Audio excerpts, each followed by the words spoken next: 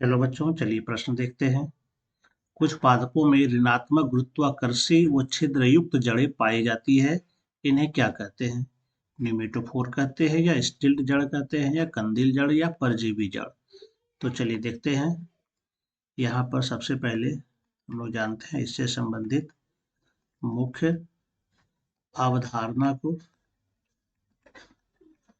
तो यहाँ पर प्रश्न पूछा गया है एक ऐसे पौधे के बारे में, एक ऐसा पादप के बारे में जिसमें कि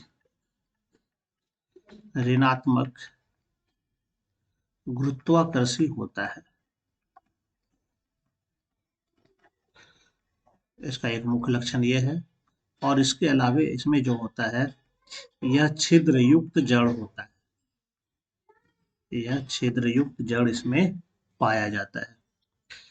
तो इस प्रकार का जो जड़ हमको देखने के लिए मिलता है, अगर इसका हम उदाहरण देखें तो राइजोफोरा, जो कि मैनग्रोव का प्लांट है, यानी ये मैनग्रोव पादप है। और सामान्यतः यह जो होता है, जो दलदली क्षेत्र होता है, वैसे जगहों पर यह पाया जाता है। यह दलदली क्षेत्रों में पाया जाता है। और ऐसे पादप में क्या होता है, अगर हम इसको देखें, ये अगर इसका पादप है तो दलदली क्षेत्र में ये पाया जाता है और ये ऊपर बड़ा पौधा होता है। लेकिन इसका जो जड़ होता है जमीन में अच्छा फैला हुआ रहता है, लेकिन जमीन में ऑक्सीजन की कमी होती है। यहाँ की मिट्टी में क्या होता है, ऑक्सीजन की कमी होती है। तो इस ऑक्सीजन की कमी को पूरा करने के लिए इसका जो जड़ होता है ये ऊपर की ओर, यानी कि गुरुत्वाकर्षण के विपरीत ये वृद्धि करती है। तो एक तरह से कह सकते हैं ऋणात्मक गुरुत्वाकर्षी हो गई। और इस पर छोटा छोटा पोर भी पाया जाता है। इस पोर को हम लोग कहते हैं यहाँ पर न्यूमेटोफोर। न्यूमेटोफोर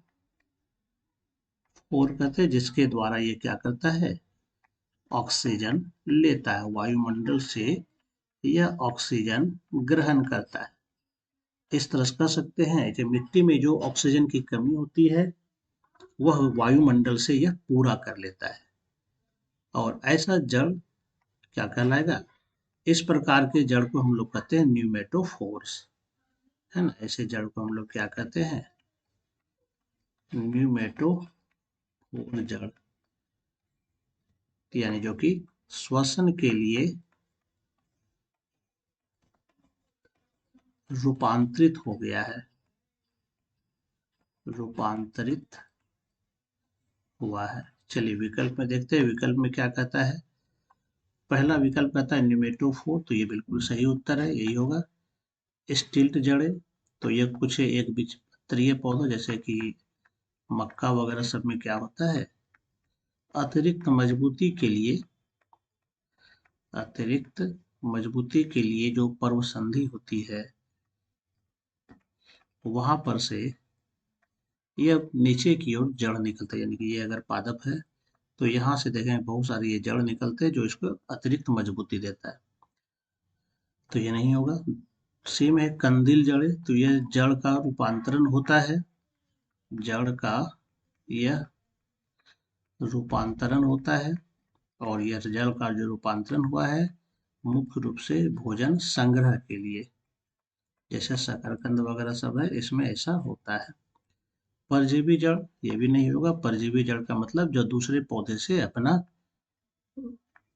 पोषण प्राप्त करता है, जैसे कि अमर बेल में जो जड़ पाया जाएगा उसको हम लोग कह सकते हैं परजीवी जड़।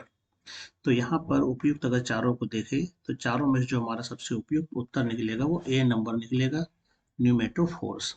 आशा करता हूँ आपको ये समझ में आ गया होगा। धन्यवाद।